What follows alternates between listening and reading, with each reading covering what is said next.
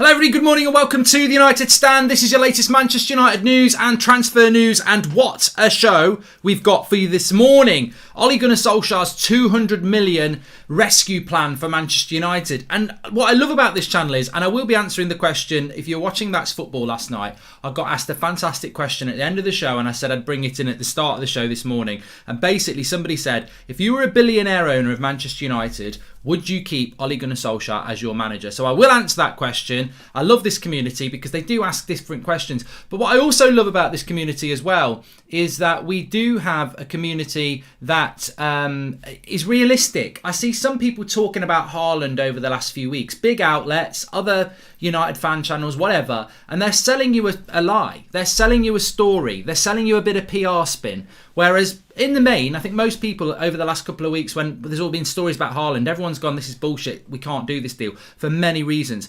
But we'll be breaking things down this morning in relation to a big story that's coming around Erling Haaland and Manchester United, but also Manchester United summer, what is likely to lie ahead. There's also stuff coming out about Kunde, a few other things as well, about who Manchester United, Athletic article talking about who Manchester United are looking to sell. Very, very interesting stuff. Mark, please could you wish my daughter a happy first birthday, much love from South Africa, says Mohammed. Happy birthday to your daughter. I mean, I don't know whether she'll understand at one, but happy birthday. Hope she has a good day, and you and your family as well. But this story is coming out this morning. Loving player of the season voting, says Salah Ahmed. Yeah, I need to drop the link in the video description for that. It's on unitedstand.com. We've got player of the season ratings so far. It's on unitedstand.com if you want to do that, you know, like we do the player ratings. Anyway, let's start off with this story. Now, it's coming out of ESPN. But there's a lot of logic to this. Effectively, Dortmund have whacked a 150 million price tag on Erling Haaland this summer.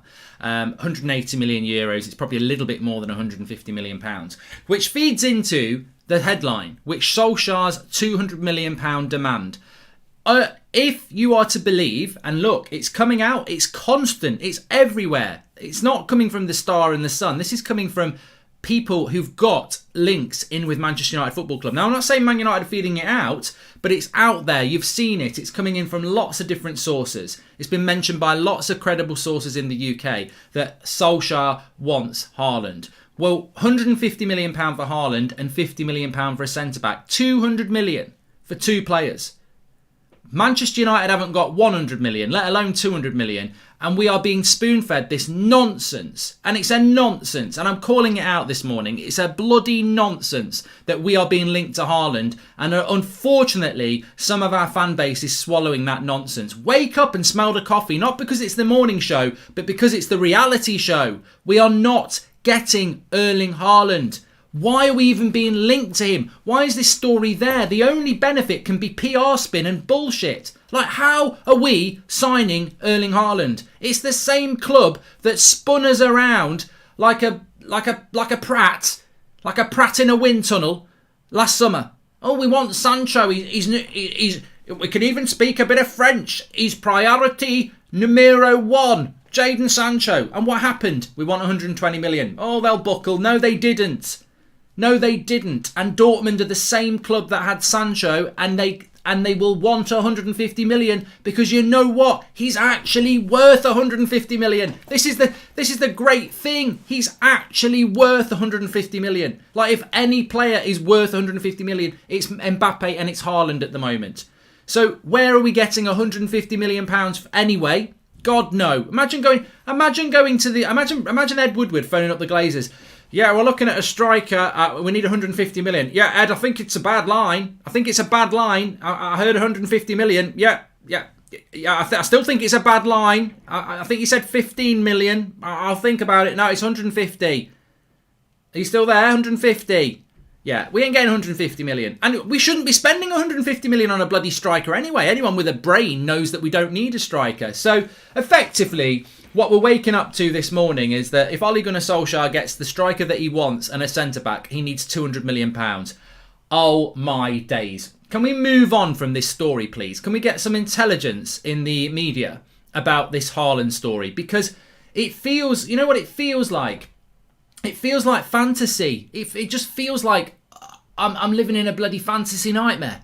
We can't get this player. We never were going to get this player. But we're not getting this player. We shouldn't get this player. And we can't get this player. And what Dortmund have done is what Dortmund did with Sancho last year. They know there's a lot of interest. You whack. I mean, look, what is the loss for Dortmund on this? They want him to stay for another year anyway. They'll get 70 million next year from the release clause. All right, you could take 100 million this year, but the difference between not having Haaland and having Haaland, is it worth the 30 million for a team like Dortmund anyway? But the point is, they also know a lot of clubs want him this summer. So you set the price high and you see who takes a nibble. And that's what they're going to do. And, 150 million, I think it's a fine price, to be honest with you, for Haaland. And we know that Manchester United won't do that.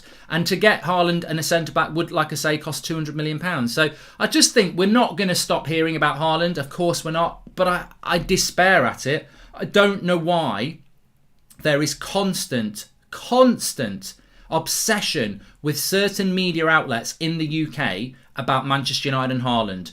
It's like they're treating you like idiots. They're basically treating you like idiots. And I hate having to discuss it because obviously it's a news show, so I have to discuss it. But they're treating me like an idiot and you like an idiot because this deal can't happen. And yeah, I'm mocking United, of course I am, because they might do it. But they won't do it. They can't do it. And actually, they shouldn't do it anyway. If we spent £150 million on Haaland, I would be not happy. Because I'd be like, oh my God, we actually have got 150 million and we've spent it on one player. We need 3 players. So, yeah, look, I think Erling Haaland's a fantastic player. We haven't got that amount of money anyway. But if we spent that amount of money on one player, I'd actually be fuming because I'd be like, oh my God, we are run by people who actually think one player is going to make us a good team, and it won't. Mark, this upcoming transfer window will be the same as the last 16, pure fantasy. Why same people are running the clubs, says Kimber. Well, I personally think that this transfer window is going to be a challenge. I do think it's going to be a challenge. I don't think we're going to be spending much money. Very interesting article from The Athletic, actually. They're listing out that the players that Manchester United are going to look to sell. I want to talk about the centre-back situation. Are you in the 90% club that it's not happening, Rob McCormick? I don't do percentages anymore, Robert. 150 million with 1 year left. Is Pogba 100 million then, says Duncan? Well, no, he hasn't got 1 year left on his contract. His release clause kicks in next year at 70 million, so it's very different, isn't it? Pogba can just go for nothing in a year. Man United should follow other teams that wait for the year a player's release clause kicks in. If United have 150 million plus, should buy Sancho, Varane and Rice, says Chris Pankhurst.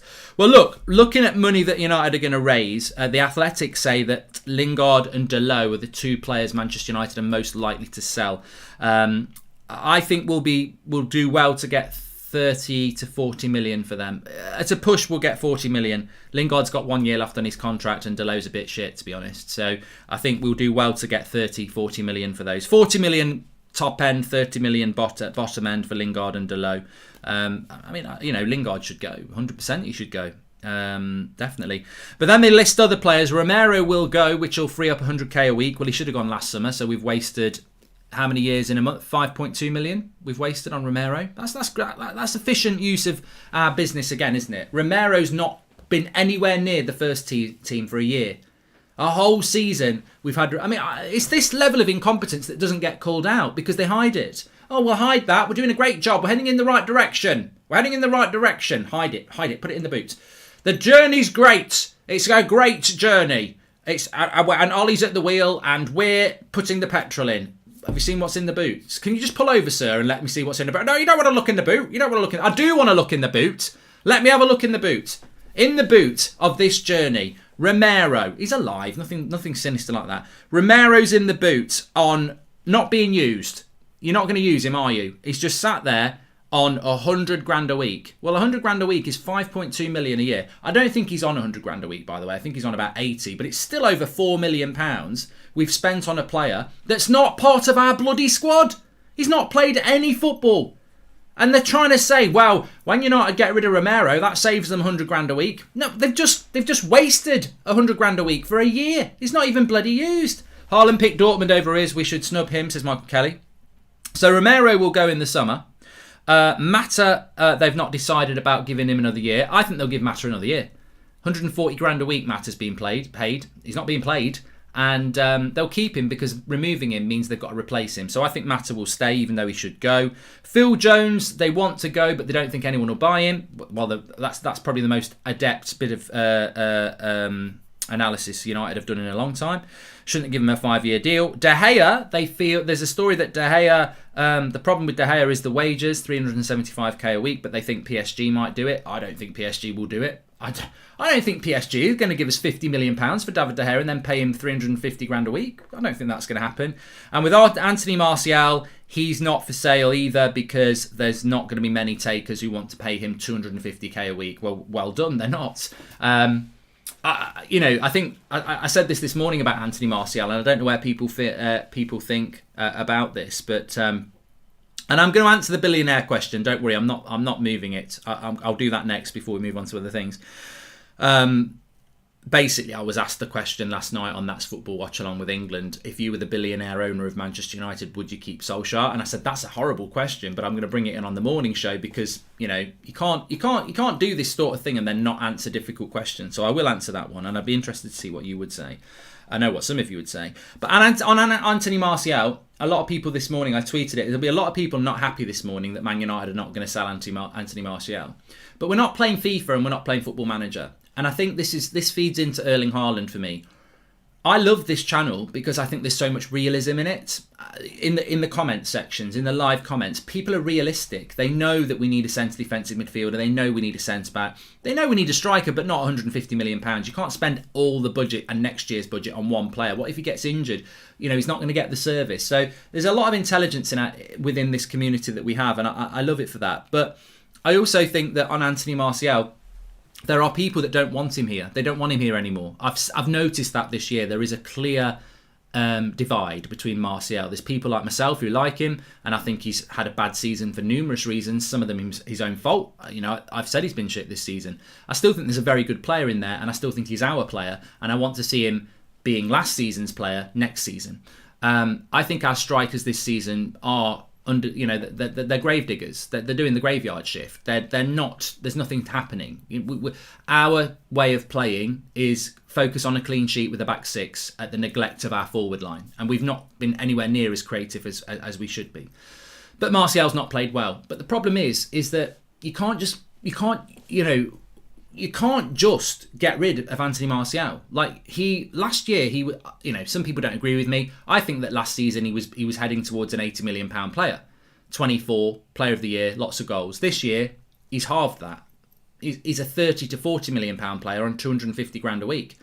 You can't offload Anthony Martial unless you take a massive financial hit. United won't do that. So Martial's not going to go anywhere unless Martial knocks on Ollie's door and says, I want to go. And in which case, I wouldn't be giving Solskjaer a new contract. I'd be pulling him into my office and saying, hold on a minute. You've got a player here who's on 250k a week, who last year was worth 60 to 80 million pounds, who is now worth half of that and wants to leave.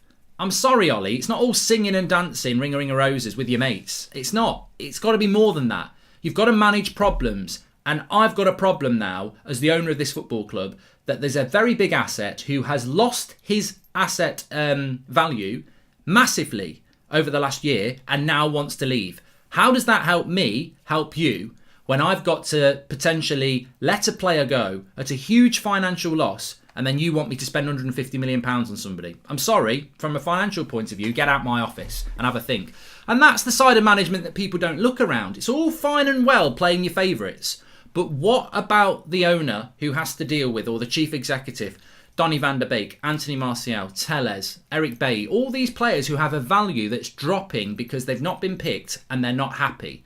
That's what people never look at, because it's always, oh yeah, everything's great, we're second in the league, we're playing really well, but there's a lot of disruption in that squad, and the trouble with the disruption is there's a drop in value there. So Manchester United will and cannot let Martial go at the moment unless he kicks up a fuss himself. It doesn't make any sense and will make a loss, a massive loss. And we're not Chelsea and we're not Man City. I think if we were Chelsea and Man City, and this goes back to the ownership again, if you're Chelsea and Man City, you probably get rid of Martial. You say, look, now's the time to go. We'll take a hit and we'll spend some money on this. But we're a football club that doesn't take hits.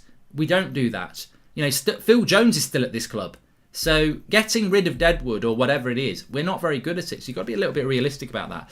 Hi, Mark. Would you take Calvert-Lewin at United, assuming Cavani leaves? Great box striker, also has pace and great in the... I'd love Calvert-Lewin, but we're not going to have the money to do that. We linked with strikers because Martial's not good enough, says Robert McCormack. Well, Robert, I hope that you understand what I'm saying there. It's got nothing to do with his talent.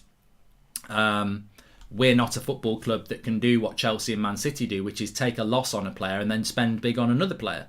We're a business, and we all know this. Do you think Manchester United Football Club is going to let Anthony Martial go at a massively reduced fee and then spend a load of money on a new one? That's not going to happen. So people need to get realistic to this Martial thing. Not going to happen. The best thing that could happen with Martial, if he decides he wants to go, and it will be down to him, if Martial puts a smile on his face and says, I don't want to go anywhere, he'll be here next season. United have got no desire to sell Martial. There is a desire within the fan base, but not within the club. It only changes if Martial walks into the office and says, I want to go. In which case, you've got to try and let him go.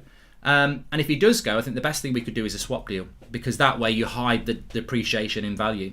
Haaland is a generational talent. Of course we need him. We haven't got a striker who can score over 25 goals a season, and we never replaced Lukaku, says Yo Dude. But mate, I would describe you as the sort of fan that's not engaging your brain. And I don't say that in a nasty way. I say it in a truthful way. What you're talking about, we need Erling Haaland. Have you actually just tuned in the last 30 seconds?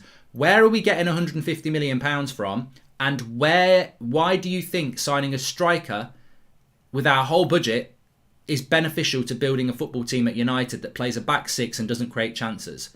What is the point in putting Lewis Hamilton in a go-kart and asking him to race a Ferrari? That's what you're doing with Erling Haaland. You're putting him into a team that doesn't create chances. And we don't create chances. Tell me how many chances our strikers have missed this season. Clear-cut chances. Number 9 has missed this season. And you will do it on one hand across a whole season. You should be missing 2 or 3 chances a game at a top club. Not at Manchester United. There has been chances missed by Cavani. There has been chances missed by Martial. But they're few and far between because we don't create many chances at this football club. Now, I'll answer this question now before we talk about Koundé and a few other things, and Eric Bay and Garner and McTominay and everyone else like that. I was asked a question last night. If you were a billionaire owner of Manchester United, I wish. But let's say that wish came true, or the wish came true for you. You're the billionaire owner of Manchester United, and you come in this summer. Woodward and Glazers are gone. Yeah, they're sacked, definitely. But you're in charge, right? You've got a new competent sporting director / chief executive who actually knows things about football. And they walk into the office and they go, right, day one, all this money, loads of money coming into the club. We're going to run it properly. Not like it's been for the last 15 years. But the big question is, what you're going to do with the manager. You're a billionaire owner. You're rich. You're rich. You can run this club properly. What are you going to do with the manager?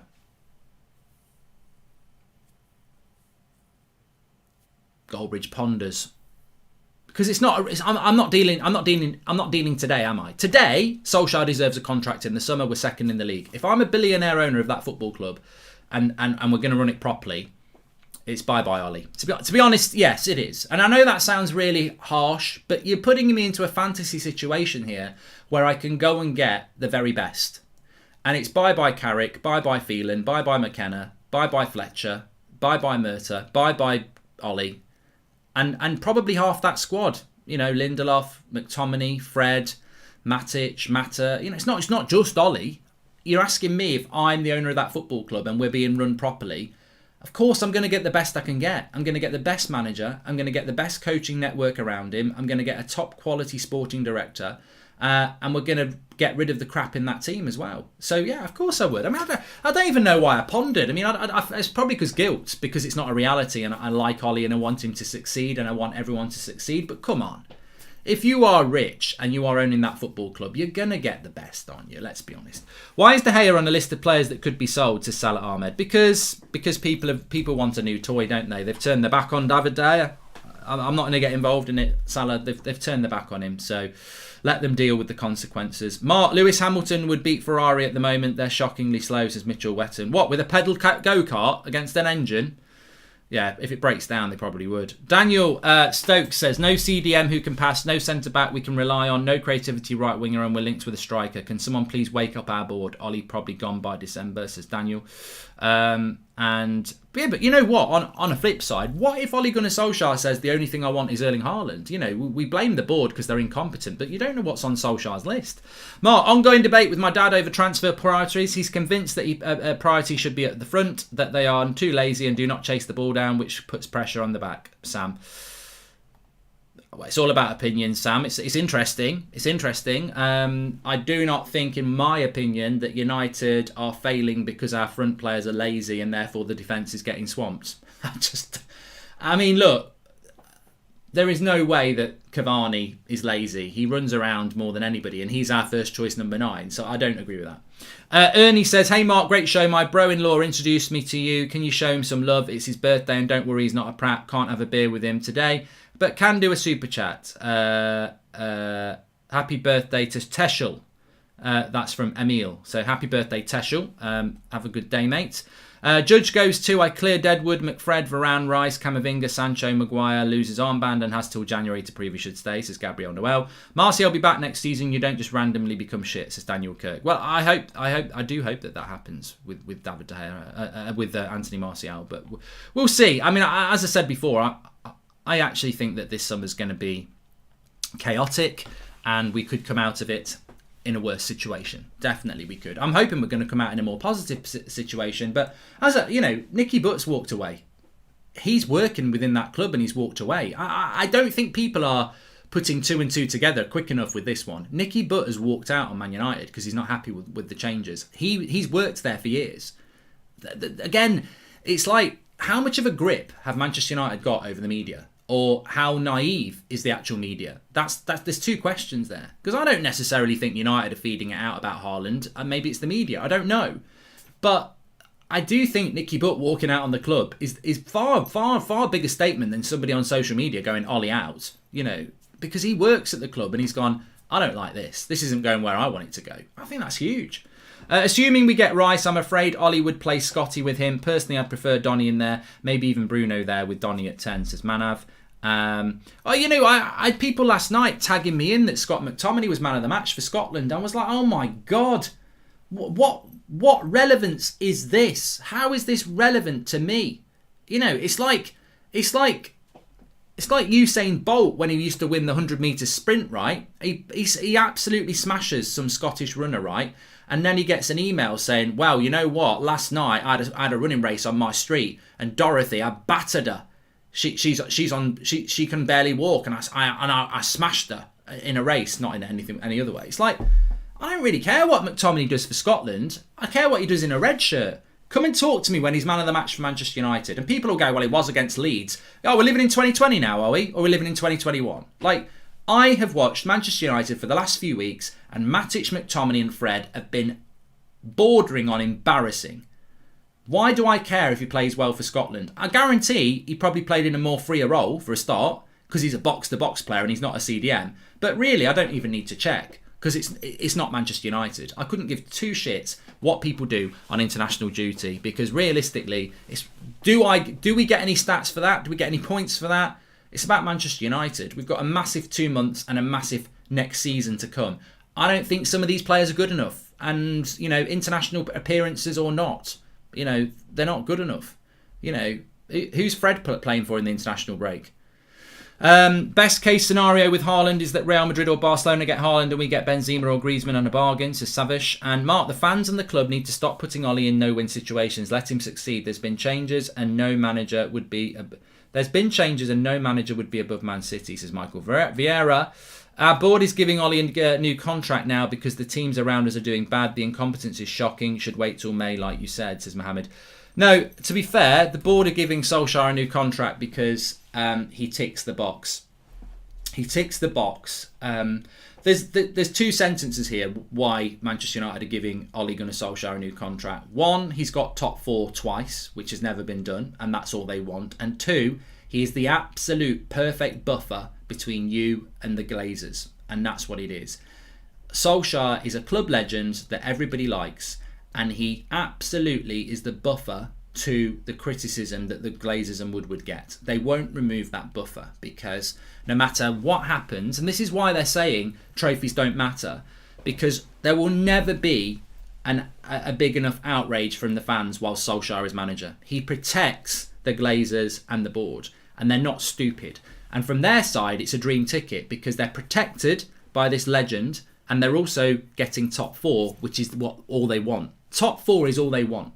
They'd love to. I'm not saying they don't want to win the league, and I'm not saying they don't want to win the Champions League, but they only want to win it within the spending parameters that they set. They don't want to spend they're not obsessed. They're not like Man City or a Chelsea. They're not like, we will spend the money to win the league, and that's what we demand. To be honest with you, when you think about it, the more ruthless football clubs are the ones that spend more money. You look at PSG, you look at Manchester City, and you look at Chelsea. Their rotation of managers is more than us.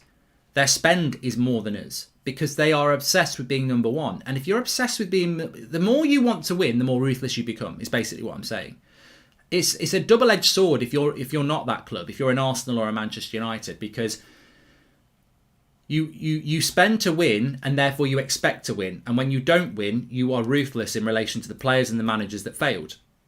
If you don't spend to win and you just want top 4 and you get top 4, you are more amenable to that manager that does that. The standards drop and it gets appreciated, basically. So if Tuchel doesn't win the Premier League in the next 2 years, he will be sacked, and you know that will happen. Even if they come second twice, they will be sacked because they want first place. If Solskjaer gets second, third for the next 4 years, he will still be here, because the board will be like, well, he's keeping the fans away from us. The fans can't turn on him because he's getting top 4. And we're getting top 4 without spending a lot of money. And that's the problem at Manchester United now, is that Sir Alex Ferguson defied the Glazers by winning titles without much input from the board in relation to financial backing. There was a bit, but not much. And that's continued now. So they're very happy with Solskjaer, because he protects them. And he provides them with some. And as we've said many times before, the board only spend money when we're in the Europa League. If you go back the last few years, our big spends have been when we've just failed to qualify for the Champions League, because they don't want 2 years in the Europa, because a lot of our sponsorship deals drop if you're out of Champions League for 2 years. We are a business. We are a business, people. Look at those things. Look at the blueprint. Look at the fine terms and conditions. We spend money when we've got a season of the Europa League ahead of us. When we've got a season of Champions League, the spend will drop because the money's coming in. Hi, Mark. Love this channel and the work you do. What percentage of blame would you put on each manager, coaches, owners and directors at the club, says Craig. Please smash the like on the video, by the way. What percentage of it would I put on? I mean, look, there's always going to be shared blame from top to bottom. And I think that there's been a huge amount of blame goes on the board and the owners, of course, because they recruit the managers. They are involved in the recruitment of the players. And I think when you look at the last 8 years, both those things have been abysmal. So yeah, the main blame is that. I suppose the easiest answer is, if you go back to the new owner scenario, if you brought in a new owner who wanted to be successful, who was obsessed with being number one, then these mistakes would stop happening, because they wouldn't make the same mistake twice, because they'd be obsessed with being number one. There's always going to be mistakes. Chelsea make bad signings. Man City make bad signings, but they rectify those mistakes very, very quickly. By the way, links in the video description if you want to get one of these. They're out now. We've got a new I nearly said a new assignment. A new collection of mugs. You can get it in the red, you can get it in the black, and we've got some of the t-shirt designs as well. So they're out this week, and the links in the video description for those. Why buy Haaland when we have Mason Greenwood, says Akshat. And what about Sancho, says John. I think Sancho will be the player that leaves Dortmund this year, actually. But I just want to talk about Koundé, because one of his colleagues, one of his teammates, has been talking about Koundé and saying that, no one knows what's going to happen with him in the summer, but there will be a lot of people after him. I think Koundé is going to be a big deal for Manchester United to try and pull off. But he was playing for the under-21s last night, as was Badiashile, and some people were talking about Badiashile, and I think that look, I like Badiashile, and in many ways he's a better fit because he's taller, which some people are worried about. He is quick. He's also left-footed. The problem with Badiashile is, and the reason I'd be excited if we got Badiashile, but I'd also be very concerned if we got Badiashile, is that 100%, if we sign Badiashile, he ain't going to go straight into the team. You know he's going to end up like Amad Diallo. It's going to be, we've got this really good talent, but we're not going to use it. We're going to stick with Maguire and Lindelof. And that to me, and this is only my opinion, that to me is one of the key factors in what Man United do around centre-back. I want a centre-back that is better than Maguire. I want a centre-back that Maguire becomes the understudy. I don't want a centre-back that comes in and has to work his way into the team, because we've already got Badiashile and his name's Axel Tuanzebe. So I get it. I get it. I was excited about being linked to Badiashile last summer, and I do like him, but this summer I don't really want him. Not because he's not a good player, but because we've already got Tuanzebe, who I think is a very good centre-back that has not been used. I mean, it irritates the shit out of me, to be honest with you. It really irritates me how blind our coaches are to giving people game time who deserve it. Whether it's Van der Beek, whether it's Amad Diallo, whether it's Axel Tuanzebe, these people, even Brandon Williams at right back. I mean, Aaron Wan-Bissaka's not been that great this season. So why would you play him every single game? Why would you not give Brandon Williams a game or two? So I think that, and I'm sure Brandon Williams thinks exactly the same. A year ago, he was playing first team football, battling it out with Luke Shaw. He can't get any game time now. So I like Badiashile. I'm just terrified of us buying that sort of a player, because the future never happens. It's always in the future. So I want a player that comes in and plays from the start, and I don't think Badiashile would do that. But I just want that just something reminds me in my head as well. I saw some quote yesterday about Solskjaer's contract, and it was that something along the lines of the board are I can't remember what the exact word was, but it was something like the board are definite 100% committed to this future project, something like that. It was about, they're sure that they're on the right path for future success, and it irritated me because I thought, you know what, this was said 2.5 years ago. Solskjaer got his contract 2 years ago, nearly to the day that Solskjaer got his contract 2 years ago. Why 2 years ago is the same thing being said, and are we not just being played as idiots again? 2 years ago they were talking about future planning. We're 2 years down the line and they're still talking about future planning. Do you know how long 2 years is? Well, it's 2 years, but do you know how long 2 years is in football? It's massive. It's not like 2 years in real life. 2 years in football is huge. Look at what Brendan Rodgers achieved at Leicester in 2 months. Look at what Tuchel's achieved in 2 months. Totally rejuvenated a squad, playing totally different football, looking like one of the best teams in Europe within 2 months, halfway through a season. So 2 years and we're still saying the same thing. 2 years, we're still not playing like United. 2 years, we're still playing counter-attacking football. 2 years, the team is still 3 or 4 players away. 2 years and we're still miles off winning a title. 2 years and we're still talking about another 2 years. I don't know how they're getting away with that. I'm talking about the board here. This constant sell of the future, and yet the evidence is there that you don't need 2 years. You don't need 2 years. Like 2 years is probably the average of a Premier League lifespan of a manager in relation to post. So, I mean, I don't know how you feel about it, but I just saw it yesterday. I was like, this ain't 2 months. This is 2 years. He's been full time in post for 2 years, 2.5 years as interim. But I'll forgive I'll forgive the 6 months or whatever it was as the interim. Although we probably need that gets included when it suits them, because they like to use the interim bit because his results were so good. But it is 2 years officially, and they're still talking about future planning. And I just think scary, really scary, because football, 2 years is a long time in football, and to still be in the same boat we were 2 years ago, talking about 2 years. And look, we're not in the same boat, of course. We're second in the league. 2 years ago, we weren't. There are things that are better about the club than they were 2 years ago. Of course they are. But as I always say, let's not forget about whether you've revamped the canteen or you've got different grass at Carrington. The reality is the most important thing that you measure a success of a football club is what you're doing on the football pitch and how you're playing on a football pitch. And 2 years later, are we playing better football on the football pitch? No. Are we in a better position in the league? Yes. But we can't keep talking about the future. You've got to start... the future never comes, says Neil Fish. You've got to start achieving.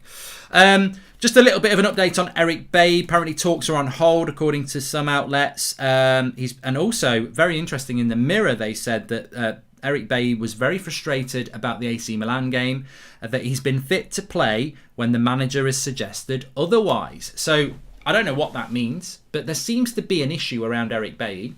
Obviously not very happy about not playing games, but now there's even these rumours that Eric Bailly's not been included in the matchday squad when he was fit. So, what is going on? And I've said this before, and I think a few people have.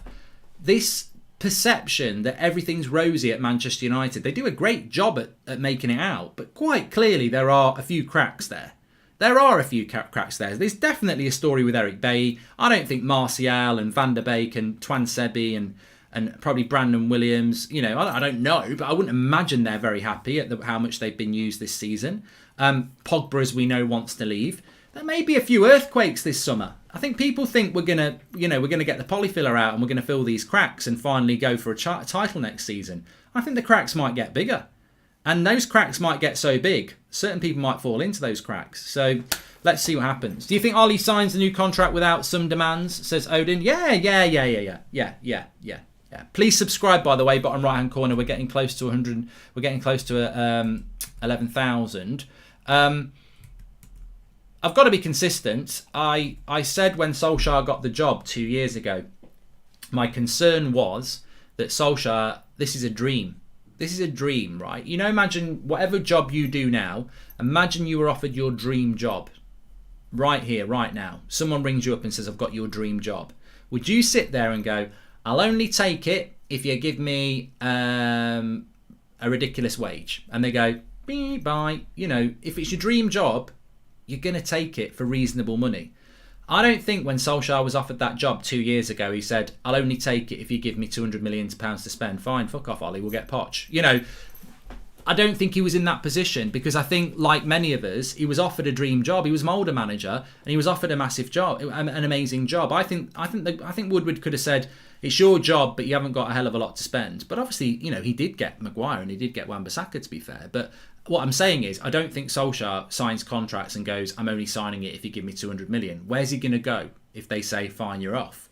Let's be honest. Solskjaer, if he said, I want 200 million to spend, and United went, well, you're not having it. We've got another manager that will come in and do it for 100 million, and they say goodbye and part ways. Where's Solskjaer going to go? He might get the Norway job. He might get Mulder job back, but he ain't going to get a job in the Premier League, and he's certainly not going to get a job as big as Man United. So they have got Solskjaer in a position where, Solskjaer has to keep them happy, because he can't demand. He's not in a position to demand. And, he's certainly not Sir Alex Ferguson. And even Sir Alex Ferguson couldn't get money out of the Glazers that much. So, yeah, those scenarios are a little bit fanciful, aren't they? But look, you know what? The international break is always going to be about this sort of thing, isn't it? The international break, the last international break before the end of the season, always becomes about transfers, always becomes about next season, always becomes about who needs to go, who needs to stay. So these conversations are all relevant, whether you're Ollie in, Ollie out, whether you're pissed off with the board, whether you think we should be buying this player, that player. Ross Gunn says, thoughts on Marcus Llorente. I saw a story about that. Load of crap. We're not going to spend £80 million on a midfielder, unfortunately. Mark, I fear if we let Donny go, a repeat of De Bruyne could happen when he was at Chelsea, says John Richards. I agree with you on that one. I do. And I think that Van der Beek is a player that could be utilised a lot better. And what's for certain is Van der Beek, in fairness to Van der Beek, he cannot have a season like this again. He can't have a season where he doesn't play football. It would be ridiculous. It would be.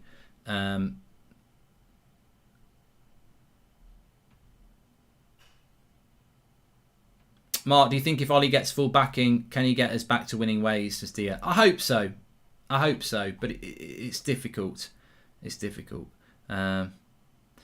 But I've quite enjoyed this international break so far. It's gone very quick. We're a week through it already, and we're going to be into next week very, very quickly, aren't we? So I'm quite enjoying it. But I want to say this. Ollie is in the same mould as Lampard, Southgate, Arteta, Parker. Not going to lead any team to titles. I think Scott Parker's very good, Josh. I think Scott Parker's the best out of all those lot as a coach. I think he's done a fantastic job at Fulham, to be fair. I hope he keeps them up. I can see Ollie coaching Norway national team with Haaland and Odegaard. I think he will end up there at some point, yeah. Mark, at some stage, will you be doing your player ratings for the season so far live? Would be interesting to see your scores. Well, I'll do it live on the screen at 8 o'clock tonight. It's a great idea. That is an absolutely brilliant idea. I'll be doing my player ratings for the season so far, and I will get it on this 8 o'clock show tonight. So you can vote for yours on the United Stand, or I'll put the link on the show tonight for you to do it. But we will do that tonight as part of the 8 o'clock show, because the 8 o'clock show is always a bit of a chill, isn't it, on a Friday? But I just want to say this. I love this community. And Sam says, your channel helps the work day. Thank you. Sadly, this club will never be where we want it to be. I love this community. I love the realism, but I also love the fact that people disagree with things and have an opinion. And there will be people in the live comments who still think Haaland's a possibility.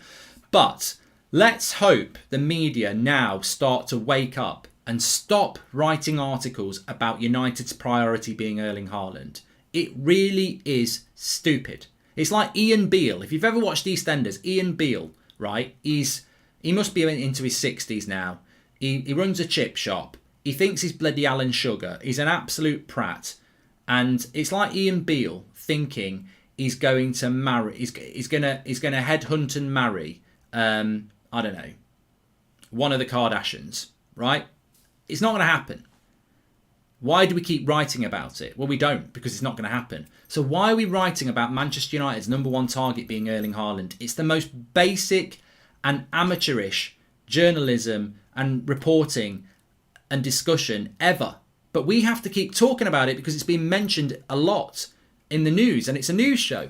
But we're not signing him. We're not going to get him. We shouldn't even be linked to him. Dortmund are going to ask for 150 million, as they should.